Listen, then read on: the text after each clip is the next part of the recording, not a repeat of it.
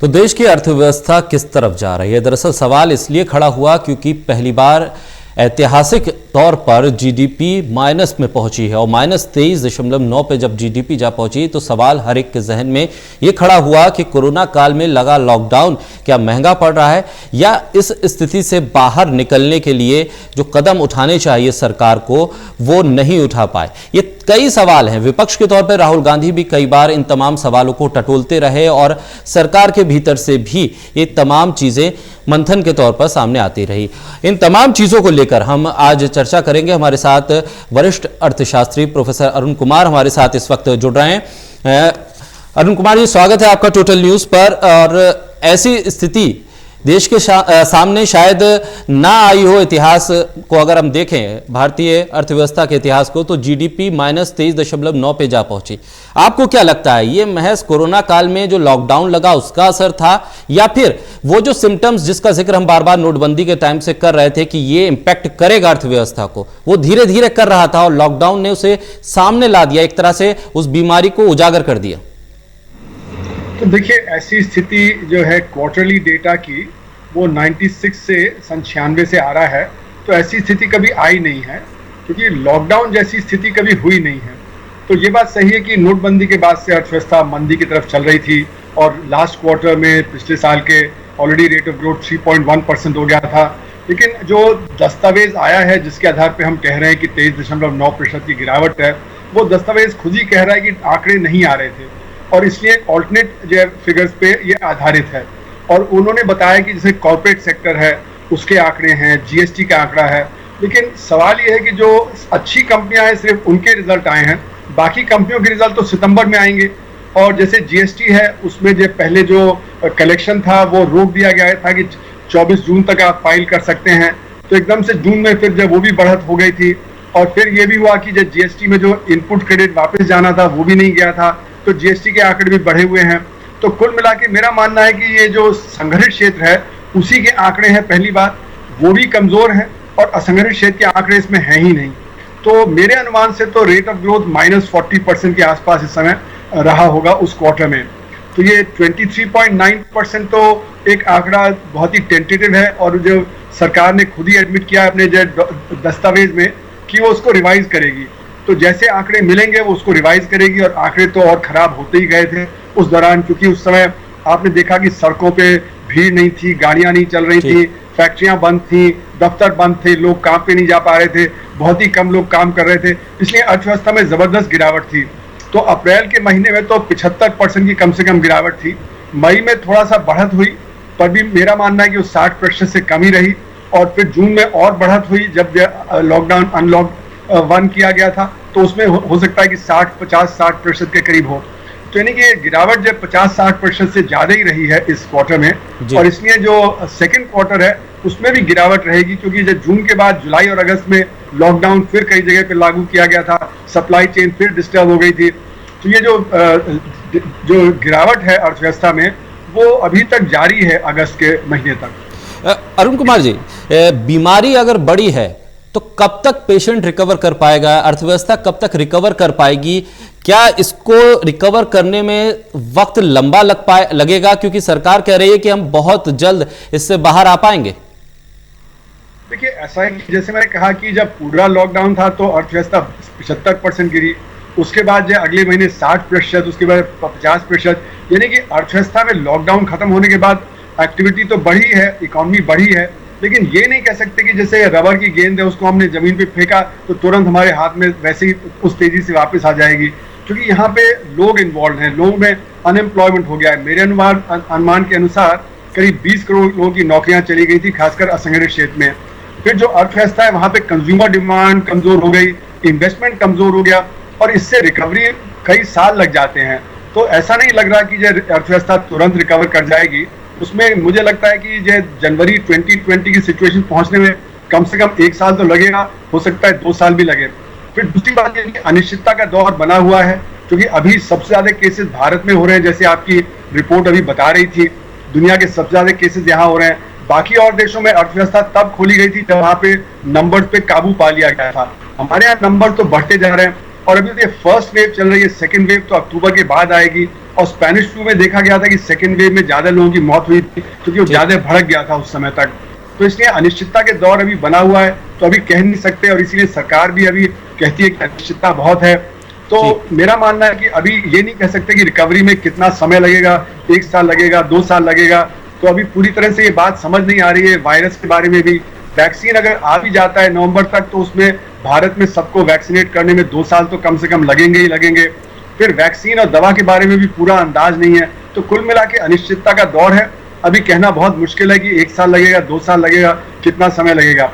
और जब अर्थव्यवस्था रिकवर करेगी भी तो किस शेप में रिकवर करेगी, क्योंकि आप देखेंगे उत्पादन का जो शेप है वो बदल रहा है। लोग दुकानों पे जाने की जगह ई कॉमर्स पे जा रहे हैं। तो ई कॉमर्स बढ़ेगा, दुकानें बंद हो जाएंगी, मॉल काफी बंद होंगे, काफी बिजनेस फेल करेंगे। ऑल इंडिया मैन्युफैक्चरर्स ऑर्गेनाइजेशन कह रहा है 30% बिजनेस फेल कर सकते हैं।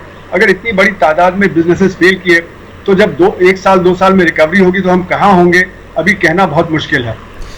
अरुण कुमार जी, लेकिन इन तमाम चीज़ों के बीच, इस अनिश्चितता के बीच जो कृषि सेक्टर है, जो आंकड़े आए हैं वो ये बता रहे हैं कि 3.4% की वृद्धि हुई है। इसको किस तरह से देखा जाए? देखिए, ये भी आंकड़ा मेरे अनुसार पूरा ठीक नहीं है, क्योंकि सारी रिपोर्ट अप्रैल मई में आई थी कि जो पेरिशेबल गुड्स हैं जैसे सब्जियां हैं और फल हैं, है ना, वो खेत में ही सड़ गए क्योंकि वहां पे डिमांड खत्म हो गई थी। आपने तस्वीर देखी होगी जून के पहले हफ्ते में कि पंजाब के किसान शिमला मिर्च को जब सड़क पे फेंक रहे थे क्योंकि उनको 1 रुपए किलो भी नहीं मिल रहा था, और बहुत लोगों ने तो उसको अपने जो खेतों में सड़ जाने दिया। तो फ्लोरिकल्चर, हॉर्टिकल्चर और जो वेजिटेबल की ग्रोथ है, पोल्ट्री इंडस्ट्री है, मिल्क इंडस्ट्री है, यहाँ पे काफी गिरावट हुई जो हमारे आंकड़ों में नहीं आ रही। रबी की फसल जरूर अच्छी हुई, उससे जो हमारा जो खाद्यान्न पदार्थ हैं उनका उपज अच्छी हुई, उनसे रिकॉर्ड जो उत्पादन हुआ, लेकिन बाकी जो 50% है वहां पे गिरावट है। तो इसलिए मेरा मानना है कि वहां पे भी ऐसा नहीं कि बहुत बड़ी बढ़त हुई। दूसरी बात यह है कि जो कृषि में का जो हमारे अर्थव्यवस्था में कंट्रीब्यूशन है वो 14% है। अगर 14% में 3% की बढ़त होती भी है तो वो 0.04% की जो बढ़त देगा। बाकी जो सर्विसेज सेक्टर है जहाँ पे सबसे बड़ी क्षति हुई है, जहाँ पे जैसे एयरलाइंस हैं, ट्रैवल है, टूरिज्म है, होटल्स हैं, रेस्टोरेंट हैं, मॉल्स हैं, दुकानें हैं, प्रोफेशनल सर्विसेज हैं वगैरह, वहां पे जबरदस्त गिरावट है, क्योंकि वहां पे ही फिजिकल डिस्टेंसिंग मेंटेन करना मुश्किल होता है। तो आपने देखा जैसे दिल्ली में बसों में पहले 50-60 लोग चलते थे तो अब 15 लोग चलते हैं। हमारी भारतीय रेल जो है सेवा, वहां पे 14,000 पैसेंजर ट्रेन चलती थी, आज महज 500 के आसपास चल रही हैं। एयरलाइंस 25% पे चल रहे हैं, होटल रेस्टोरेंट भी 20-22% पे ही चल रहे हैं। तो ये जो गिरावट है हमारे सर्विसेज सेक्टर में, ये बड़ा अंश है अर्थव्यवस्था का, और यहाँ पे सबसे ज्यादा गिरावट है। तो इसी की वजह से जो हमारी अर्थव्यवस्था है वो पटरी पे जल्दी नहीं आएगी, क्योंकि कृषि में अगर बढ़त 5% की होती भी है तो महज 0.2 या 0.3% का ही जो है बढ़त उससे आएगी। अरुण कुमार जी, जिस तरह से ये तमाम चीजें हुई और आंकड़े दरअसल कोरोना के बढ़ तो जरूर रहे हैं, लेकिन सरकार को भी ये लगा कि अर्थव्यवस्था को अगर खोलना है, उसमें कुछ ग्रोथ लानी है, तो जो तमाम बंदिशें हैं उसको खोलना होगा। लिहाजा हम अनलॉक 4 तक तो आ गए।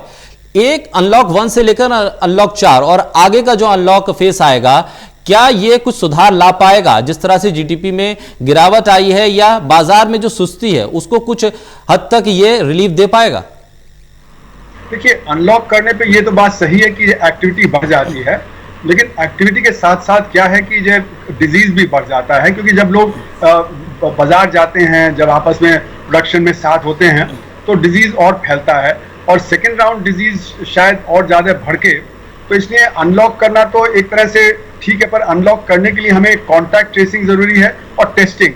तो मैसिव टेस्टिंग और अगर कॉन्टैक्ट ट्रेसिंग हमने उनसे किया होता तो इतना भड़कता नहीं और वो थोड़ा धीरे धीरे काबू आता और हमें खोलने में सुविधा मिलती। और हमारे देश में अभी उतना जो ना टेस्टिंग है ना कॉन्टैक्ट ट्रेसिंग है, जो कि अहम है अगर हमको अर्थव्यवस्था को पटरी पे लाना है, उसको खोलना है। आपने देखा जैसे केरला ने कंट्रोल कर लिया शुरू में, लेकिन अब फिर वहां भड़क रहा है। और उसी तरह आपने स्पेन में देखा, ब्रिटेन में देखा, जहां जहां पब वगैरह खुल गए थे वहां पे फिर भड़कने लगा था, उनको भी फिर से क्लैम्प डाउन करना पड़ा। तो जो हमारा अनलॉक का प्रोसीजर है उसको हमें ढंग से जो इम्प्लीमेंट करना पड़ेगा। अगर हमने सिर्फ तो खोल दिया, सब कुछ खोलने के बिना प्रिकॉशन लिए, तो लेने के देने पड़ सकते हैं, क्योंकि दोबारा लॉकडाउन करना बहुत ही महंगा पड़ेगा और बहुत ही कठिन होगा। और आपने देखा कि जैसे बंगलौर है या चेन्नई है, वहां पे लॉकडाउन पहले कम था, फिर जारी करना पड़ा, जैसे केसेस भड़कने लगे। और दिल्ली में इस समय केसेस ज्यादा हो, बीच में कम हो गए थे। तो जैसे जैसे ओपनिंग अप होगा और लॉकडाउन को हम जब डाइल्यूट करेंगे और बिना कॉन्टैक्ट ट्रेसिंग के और टेस्टिंग के, तो उसका उल्टा असर पड़ेगा। तो इसलिए पूरी तैयारी करके हमें अनलॉक करना चाहिए। अभी वो तैयारी मुझे दिख नहीं रही है। तैयारी दिख नहीं रही है, लेकिन अरुण कुमार जी, जिस तरह से ये मंदी आई और जिस तरह से जीडीपी गिरी है, जिसका जिक्र हम शुरुआत पे कर रहे थे, नोटबंदी से क्या ये सिलसिला शुरू हुआ और फिर जीएसटी, जिसमें लगातार व्यापारी कह रहे थे बहुत ज्यादा कॉम्प्लिकेशंस हैं, उसको सुधारने की भी कोशिश सरकार कर रही थी। लेकिन अब जो बैठक हुई थी जीएसटी काउंसिल की, उसमें राज्य पैसा मांग रहे थे अपने, तो सरकार ने साफ कह दिया अभी पैसा नहीं है, या तो उधार लेना पड़ेगा या फिर आरबीआई के पास दोबारा जाना होगा। ऐसी स्थिति में क्या लग रहा है कि आने वाले समय में जीएसटी और नोटबंदी का असर और लंबा खिंचेगा? देखिए, जीएसटी का अपना असर तो ये है कि इस समय सरकार के रिसोर्सेज खत्म हो गए हैं। फिर जीडीपी अगर 40-50% गिरेगा तो टैक्स कलेक्शन भी गिरेगा। तो मेरा मानना है कि जो कॉर्पोरेट टैक्स कलेक्शन है, इनकम टैक्स कलेक्शन है, जीएसटी है, कस्टम्स ड्यूटी है, तो बड़े बड़े सोर्सेज हैं, उनमें 40-50% की गिरावट होगी। तो जो बजट बना था वो तो 10% की ग्रोथ पे बना था, लेकिन अगर आज -40%, तो मतलब कि हमारे रिसोर्सेज में 50% की जो हेर फेर हो गया है। जो 10% की बढ़त थी वो -40% हो जाने से हमारे एक्सपेंडिचर भी गड़बड़ा जाएंगे और जो रेवेन्यू भी गड़बड़ा जाएगा। इसीलिए आज जो कई स्टेट गवर्नमेंट है वो कह रही हैं हमारे पास तनख्वाह देने के लिए भी पैसा नहीं बच रहा है, हम तनख्वाह कैसे दें, हमारे खर्चे बढ़ गए हैं कोविड से डील करने में, हेल्थ पे खर्चे हैं, फिर टेस्टिंग वगैरह पे है, ट्रेसिंग पे है, एडमिनिस्ट्रेशन पे है।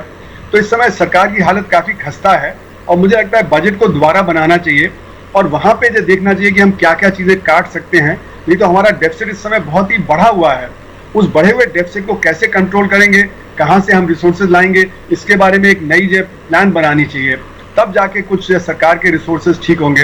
लेकिन जीएसटी पे बहुत बड़ा एक अंकुश लग गया है, एक बहुत बड़ा प्रश्न चिन्ह लग गया है कि ये जीएसटी चलेगा कैसे, क्योंकि जो एक प्रोविजन था कि स्टेट्स को कॉम्पेंसेट किया जाएगा, सेंटर कॉम्पेंसेट करने के स्थिति में नहीं है, स्टेट्स की हालत बिगड़ रही है, क्योंकि स्टेट तो दोहरी मार है, क्योंकि उनका जीएसटी कलेक्शन गिर गया, फिर जो सेंटर को देना चाहिए था वो गिर गया, फिर सेंटर से 42% इनकम टैक्स और कॉर्पोरेट टैक्स का आना था वो गिर गया।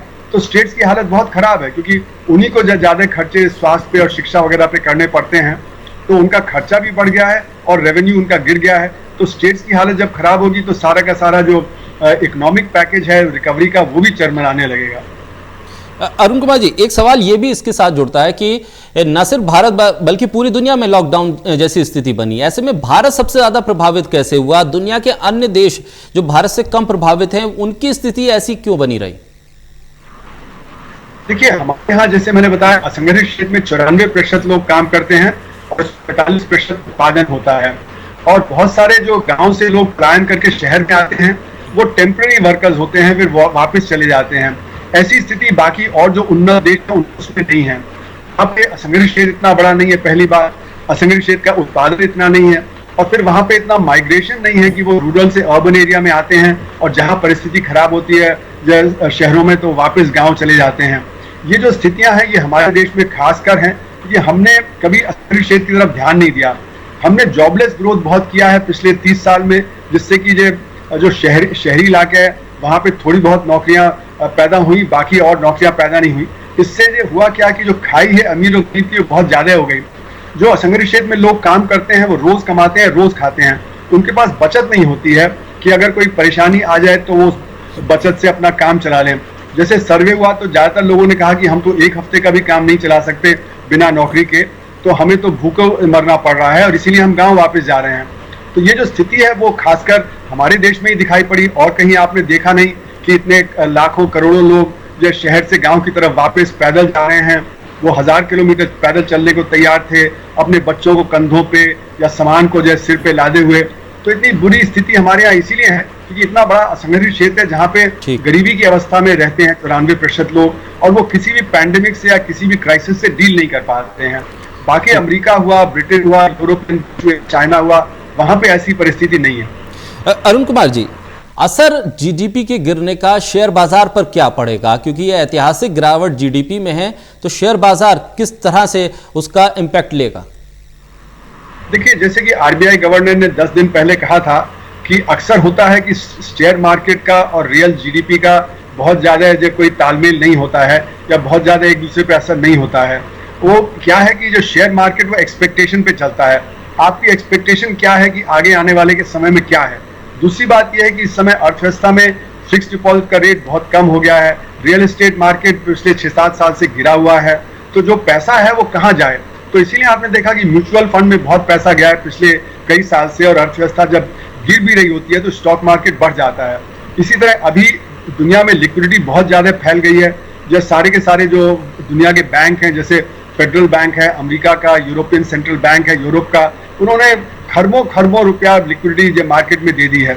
उसी तरह आरबीआई भी लिक्विडिटी बढ़ा रहा है, जिससे कि उनको लगता है कि बिजनेस में परेशानी ना आए। तो जब लोगों के हाथ में लिक्विडिटी है और पैसा कहाँ इन्वेस्ट करें, तो स्टॉक मार्केट में डाल देते हैं। पर आपकी बात सही है कि ये बहुत दिन नहीं चल सकता है। इससे हमारा जो स्टॉक मार्केट अनस्टेबल हो रहा है, और वो इंस्टेबिलिटी किसी दिन फिर उसको धराशायी भी कर सकती है। बिल्कुल अरुण कुमार जी, ये तमाम चीज़ें जिसको अब सरकार भी अपने स्तर पर देख रही है और तमाम अर्थशास्त्री भी और जो लोग हैं शेयर बाजार से जुड़े हुए, आरबीआई खुद इसको देख रहा है। लेकिन ये जो हम शुरुआत से हम जिसका जिक्र कर रहे हैं, क्या मान लिया जाए कि भारत में जो नोटबंदी से शुरुआत हुई, फिर जीएसटी के कॉम्प्लिकेशंस, वो उसका परिणाम है कि अर्थव्यवस्था इस तरह से धराशायी हो गई इस पैंडेमिक में, जिसको हमने कभी सोचा नहीं था कि यह स्थिति आ जाएगी। लेकिन विपक्ष के तौर पर विपक्षी पार्टियां लगातार नोटबंदी को क्रिटिसाइज करती रही थी कि ये एक बड़ा सुसाइडल स्टेप हो सकता है अर्थव्यवस्था के लिए, उसको आगे बढ़ा दिया इस पैंडेमिक ने। देखिए, ये बात सही है कि असंगठित क्षेत्र बहुत बुरी तरह पिटा नोटबंदी से, फिर उसके बाद जीएसटी से, फिर एनबीएफसी क्राइसिस आ गया, जिसमें कि जहां पे जो नॉन बैंकिंग फाइनेंस कंपनियां हैं वो छोटे छोटे उद्योगों में और बाकी जगह पैसा लगाती है, कंज्यूमर्स को पैसा देती हैं। फिर उसके बाद डिजिटाइजेशन चलता रहा, जो हमारा असंगठित क्षेत्र उसको डील नहीं कर पाता है। तो ये बात बिल्कुल सही है कि जो नोटबंदी ने, जीएसटी ने, एनबीएफसी क्राइसिस ने, और जो बैंकिंग सेक्टर में जो एनपीएस हैं, उस सब से हमारा असंगठित क्षेत्र पे बहुत ज्यादा असर पड़ रहा था। और उसके बाद जब ये पैंडेमिक आया तो असंगठित क्षेत्र और बुरी तरह पिट गया। तो जो असंगठित क्षेत्र है वो मतलब एक क्राइसिस के दौर से नोटबंदी के समय से चल रहा था, और क्राइसिस अब बहुत ज्यादा बढ़ गया है। और जो असंगठित क्षेत्र की जो कैपेसिटी होनी चाहिए थी इस क्राइसिस से डील करने की, वो कैपेसिटी एकदम खत्म सी हो गई थी, क्योंकि एक के बाद एक उसको हर साल कोई नया क्राइसिस फेस करना पड़ा था। बिल्कुल अरुण कुमार जी, अब आखिर में सरकार क्या करे जो इस स्थिति से बाहर निकले? विपक्ष के तौर पर जो विपक्षी पार्टियां वो ये कह रही हैं कि आपको लोगों की परचेजिंग पावर को बढ़ाना पड़ेगा। अगर परचेजिंग पावर नहीं बढ़ती है तो स्थिति, आप चाहे कितना ही बेल आउट कर दें तमाम इंडस्ट्री को, लेकिन अगर परचेजिंग पावर नहीं होगी तो फिर आपको वो ग्रोथ नहीं मिल पाएगी। आपकी क्या राय होगी सरकार को कि क्या कुछ वो कदम उठाए? देखिए, ये बात बिल्कुल सही है, क्योंकि 20 करोड़ से ज्यादा लोगों की नौकरी चली गई। संगठित क्षेत्र में भी 1.89 करोड़ लोगों की नौकरी चली गई, और जो संगठित क्षेत्र में बाकी लोग भी काम करते थे उनमें बहुत बड़ी तादाद में लोगों को जो तनख्वाह काटी गई, जैसे मीडिया में भी काटी गई, बाकी और फैक्ट्रीज में और बाकी ऑफिस में भी काटी गई है। तो कुल मिला के परचेजिंग पावर कम हो गई, कंजम्पशन बहुत ज्यादा गिर गया है। और जब तक ये कंजम्पशन दोबारा नहीं बढ़ता है तो इंडस्ट्री प्रोड्यूस नहीं कर सकती, क्योंकि उसके पास स्पेयर कैपेसिटी इस समय है। और पहले भी जब पिछले साल अक्टूबर की जो आरबीआई की रिपोर्ट थी वो बता रही थी कि कैपेसिटी यूटिलाइजेशन इंडस्ट्री की 70% पे आ गई। इस समय जब नोटबंदी ये लॉकडाउन हुआ तो उसमें तो कैपेसिटी यूटिलाइजेशन 10-20% रह गई। बहुत सारी इंडस्ट्री तो बंद ही हो गई थी, वहां तो 0% हो गया, जैसे होटल्स हैं, रेस्टोरेंट्स है, एयरलाइंस है। तो ऐसी स्थिति में इन्वेस्टमेंट रुक जाता है। तो डिमांड क्रिएट करना बहुत जरूरी है, क्योंकि बिना डिमांड किए जो इंडस्ट्री या बिजनेस वो चल नहीं सकता है। तो इसके लिए परचेजिंग पावर देनी पड़ेगी आम आदमी को। और जो सरकार का 20 लाख करोड़ का पैकेज था उसमें महज 2 लाख करोड़ रुपए बजट से गरीब के लिए था, बाकी जो 18 लाख करोड़ रुपया था वो क्रेडिट था। लेकिन जैसे मैंने पहले कहा कि जब बिजनेस काम नहीं कर रहा, इन्वेस्टमेंट रुका हुआ है, तो वो क्रेडिट लेके क्या करेगा बिजनेस, उसका तो और लॉस बढ़ जाएगा। तो इसलिए सरकार को इस समय परचेजिंग पावर पंप करनी चाहिए। उसको जो क्या करना चाहिए कि जो गरीब आदमी हैं, जो लोग बेरोजगार हो गए हैं, जहाँ पे पैसा नहीं है, वहाँ पे मेरा मानना है कि कम से कम 15-18 लाख करोड़ रुपए तो खर्च करना पड़ेगा। अभी जो रूरल एम्प्लॉयमेंट गारंटी स्कीम है उसमें महज 1 लाख करोड़ रुपए दिया गया है, वो बढ़ा के कम से कम 4 लाख करोड़ रुपए करना चाहिए। एक अर्बन गारंटी स्कीम शुरू कर देनी चाहिए, जहाँ पे कि जो अर्बन अनएम्प्लॉयड है उसको मिले। फिर जो हमारे कॉटेज सेक्टर है, जो माइक्रो सेक्टर जिसको कहते हैं, वहाँ पे 6 करोड़ इकाई हैं, उनका वर्किंग कैपिटल खत्म हो गया है, वो काम नहीं कर पा रहे हैं, तो वहाँ पे वर्किंग कैपिटल देने की जरूरत है। तो ये सब मिला के कम से कम 15 लाख करोड़ रुपए की जरूरत है। लेकिन दूसरी तरफ जो सरकार के जो टैक्स रिसोर्सेज हैं वो कम से कम 12-15 लाख करोड़ रुपए गिर जाएंगे, क्योंकि जब अर्थव्यवस्था जब मंदी पे होगी तो बिजनेस होगा नहीं, बिजनेस फेल कर जाएगा, टैक्स आएगा नहीं। तो ये करीब समझिए 30 लाख करोड़ रुपए का टर्न अराउंड है।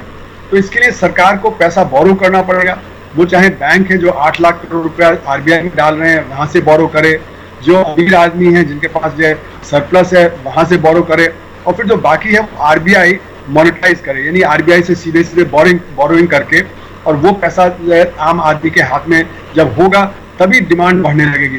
पर ऐसा नहीं है कि वो तुरंत जब वापस वहां पहुंच जाएगी जहां जनवरी 2020 में थी। ये तो सिर्फ ऐसा है कि और ज्यादा गिरावट ना हो, धीरे धीरे अर्थव्यवस्था पटरी पे आने लगे साल 2 साल में, उसके लिए तैयारी है। चलिए, बहुत शुक्रिया अरुण कुमार जी टोटल न्यूज़ से बात करने के लिए। तो अर्थव्यवस्था को लेकर सरकार के क्या कुछ कदम उठाने हैं वो भी अरुण कुमार जी ने अपनी राय दी है, और ऐसे में जिस तरह से जीडीपी गिरी है ये तमाम जो अर्थशास्त्री हैं इस पर चिंता व्यक्त कर रहे हैं। खासतौर पर सरकार के स्तर पर भी इस पर चर्चा हो रही है। अब देखना यह है कि इस महामारी के दौर में हम कितना समय और लेंगे इस अर्थव्यवस्था को सुधारने में।